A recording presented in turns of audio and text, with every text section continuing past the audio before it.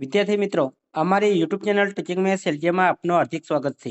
મિત્રો, આજે આપણે ધોરણ 9માં વિષય ગણિત દ્વિતીય વાર્ષિક પરીક્ષા તારીખ 19/1/2026ના રોજ જે પેપર લેવલ છે તે પેપરનું આજે આપણે સોલ્યુશન કરીશું.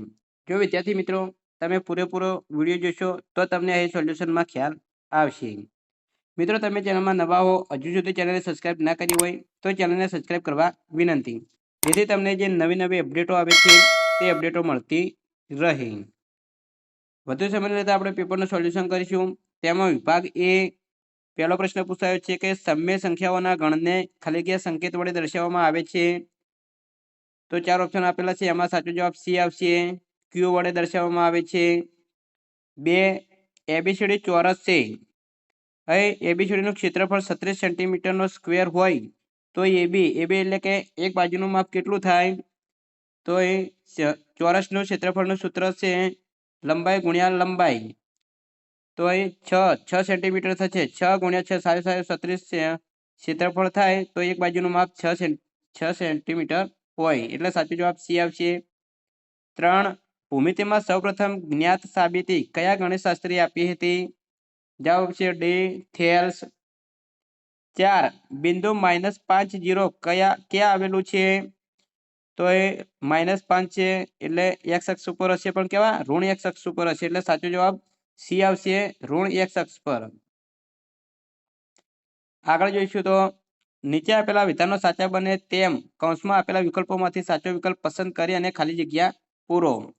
તેમાં 5, જાહેર પ્રાર્થના સભામાં કેવા પ્રકારના આસનોનો ઉપયોગ થતો ન હતો?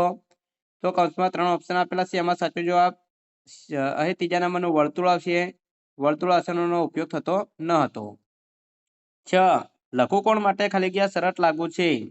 તો એ લઘુકોણ એટલે કે 0 અને 90 અંશની વચ્ચે કિંમત હોવી જોઈએ. તો એ જે આપેલું છે 0 > x અને 90 <, એટલે કે x ની કિંમત 0 થી મોટી અને 90 થી નાની હોવી જોઈએ. આ શરત લઘુકોણ ત્રિકોણ માટે છે. 7, ત્રિકોણો એબીસીમાં AB > BC હોય તો ખાલી જગ્યા ખૂણો એ સી કરતા નાનો હશે. તો કયો ખૂણો સી કરતા નાનો હશે? 8, વર્તુળનો વૃત્તખંડ એ વર્તુળના ચાપ અને ખાલી જગ્યા વચ્ચેનો પ્રદેશ છે. તો વૃત્તખંડ એ વર્તુળના ચાપ અને જીવા વચ્ચેનો પ્રદેશ છે, એટલે જીવા જવાબ આવશે. નીચે આપેલા વિધાનો ખરા કે ખોટા છે તે જણાવો. તેમાં 9, સીપીસીટીનો અર્થ સમરૂપ ત્રિકોણોના અનુરૂપ અંગો થાય છે. તો આ વિધાન સાચું છે. 10, વર્ગમૂળમાં 1 + વર્ગમૂળમાં 4 એ સમય સંખ્યા છે. હા છે, તો આ વિધાન સાચું છે. 11, જો બહુપદી p(x) માં p(2) = 0 હોય તો p(x) નો એક અવયવ x + 2 છે. તો આ વિધાન ખોટું છે. આગળ જોઈશું તો નીચેના પ્રશ્નોના એક વાક્યમાં ઉત્તર આપો. તેમાં 12, બહુપદી p(x) = 3x + 5 નું શૂન્ય શોધો. તો ગણતરી કરીશું તો એનું શૂન્ય આવશે -5/3.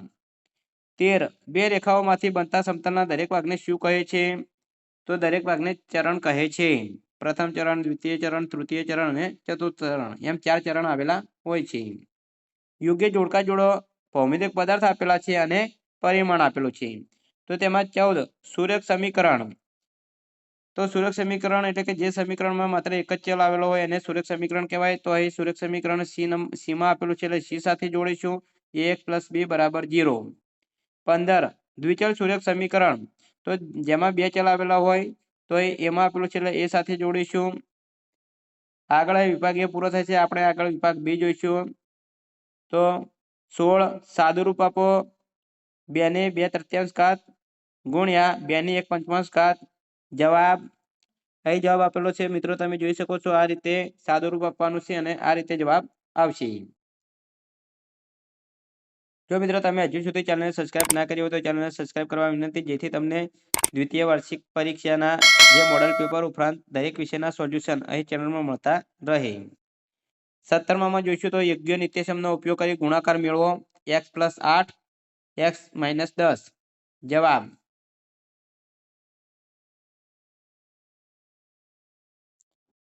18, નીચેના પ્રશ્નોના જવાબ આપો. તેમાં 1, યામ સમતલમાં બિંદુ દર્શાવવા માટે ઉપયોગમાં લેવાતી સમક્ષિતિજ રેખાને શું કહે છે? તો સમક્ષિતિજ રેખાને એક્સ અક્ષ કહે છે। જો મિત્રો જે શિરોલંબ રેખા આવે છે એને શું કહે છે? જો તમને ખ્યાલ હોય તો જરૂર કમેન્ટ બોક્સમાં આન્સર આપજો। 2 ભૂમિતિના વિકાસમાં કયા ગણિતશાસ્ત્રીઓએ પોતાનો ફાળો આપેલો છે? તો ભૂમિતિના વિકાસમાં આર્યભટ્ટ, બ્રહ્મગુપ્ત, ભાસ્કરાચાર્ય વગેરે ભારતીય ગણિતશાસ્ત્રીઓએ ફાળો આપેલો છે। 19 ત્રિકોણ એટલે શું? તેના અંગો જણાવો। જવાબ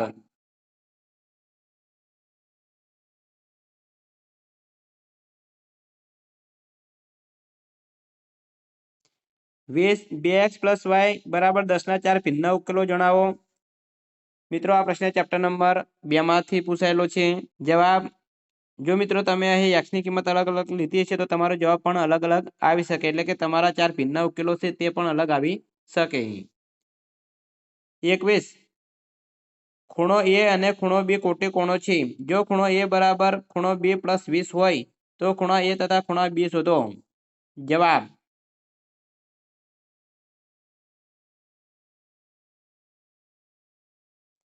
22 ચતુષ્કોણના પ્રકારો જણાવી કોઈપણ એક ચતુષ્કોણની લાક્ષણિકતા જણાવો। તો આ પ્રશ્ન ચેપ્ટર નંબર જે ચતુષ્કોણ આપેલું છે 8મા નંબરનું તેમાંથી પૂછાયેલો છે। ચતુષ્કોણના અલગ અલગ પ્રકારો છે: સમલંબ ચતુષ્કોણ, સમાંતર બાજુ ચતુષ્કોણ, ચોરસ, લંબચોરસ, પતંગાકાર ચતુષ્કોણ। તેમાં લાક્ષણિકતાઓ તેમની કોઈ પણ એકની લાક્ષણિકતા અહીં જવાબમાં આપેલી છે તે તમે જોઈ શકો છો। 23 5 સેમી ત્રિજ્યાવાળા વર્તુળમાં કેન્દ્રથી 4 સેન્ટીમીટર અંતરે આવેલી જીવાની લંબાઈ શોધો। 24 વ્યાખ્યા આપો, એક પરિઘ અને બીજો વ્યાસ। તો જવાબ એ બંને વ્યાખ્યાઓ આપેલી છે તે તમે જોઈ શકો છો।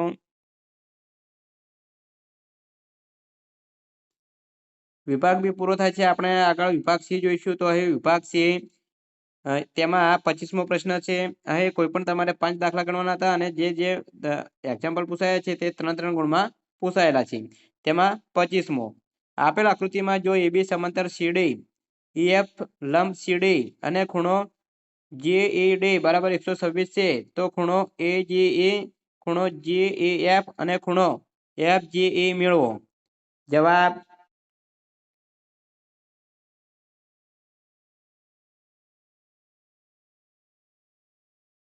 26 વર્તુળના કેન્દ્રમાંથી જીવા પર દોરેલા લંબ જીવાને દુભાગે છે તેમ સાબિત કરો। આ પ્રશ્ન ચેપ્ટર નંબર 9 માંથી પૂછાયેલો છે। 27 સાબિત કરો કે લંબચોરસનો દરેક ખૂણો કાટખૂણો હોય છે। જવાબ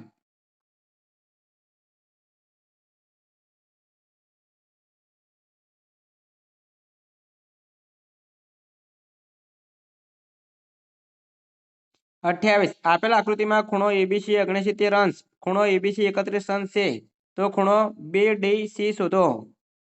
જવાબ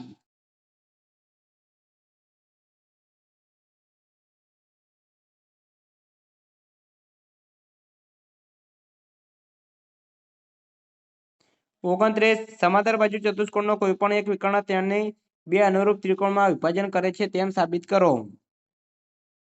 30 એક વર્તુળની ત્રિજ્યા અને તેની જીવા સમાન છે તો આ જીવાઓને લઘુચાપ પરના બિંદુ આગળ અને ગુરુચાપ પરના બિંદુ આગળ અંતરેલા ખૂણાઓ શોધો। તો આ પ્રશ્ન ચેપ્ટર નંબર જે 10 વર્તુળ આપેલું ચેપ્ટર નંબર જે વર્તુળ આપેલું છે તેમાંથી પૂછાયેલો છે। આગળ 31 સમદ્વિ બાજુ ત્રિકોણની 2 સમાન બાજુઓના સામેના ખૂણાઓ સમાન હોય છે તેમ સાબિત કરો। અહીં પ્રમેય 7.2 પૂછાયો છે। જવાબ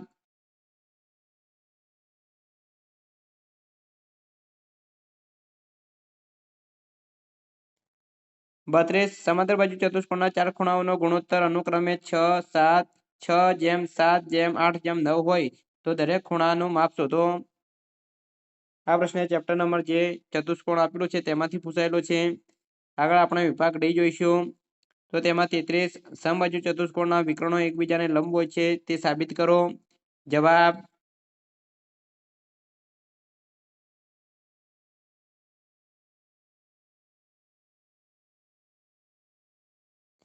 34 ચક્રીય ચતુષ્કોણ ABCD ના વિકર્ણો E બિંદુમાં છેદે છે। જો ખૂણો DBC = 70 અંશ, ખૂણો BAC 30 અંશ તો ખૂણો BCD શોધો અને જો AB = BC હોય તો ખૂણો ECD શોધો। મિત્રો આ પ્રશ્ન ચેપ્ટર નંબર 8 જે ચતુષ્કોણ આવેલું છે તેમાંથી પૂછાયેલો છે। 35 એકરૂપતાની શરતો જણાવો. બાજુ ખૂણો બાજુ અને કાટખૂણો કર્ણ બાજુ. જવાબ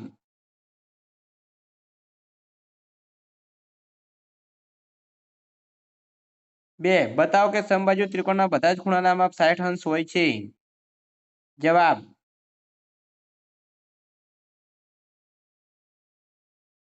મિત્રો આજે જે પેપર લેવલ છે તે પેપરનું સંપૂર્ણ સોલ્યુશન પૂરું થાય છે. જો મિત્રો વિડીયો સારો લાગ્યો હોય તો લાઈક કરજો, શેર કરજો અને સબસ્ક્રાઇબ કરજો તથા આવા જ દ્વિતીય પરીક્ષાના પેપરોના સોલ્યુશન તથા મોડલ પેપર મેળવવા માટે અમારી ચેનલને સબસ્ક્રાઇબ કરવાનું બાકી હોય તો જલ્દીથી સબસ્ક્રાઇબ કરવા વિનંતી.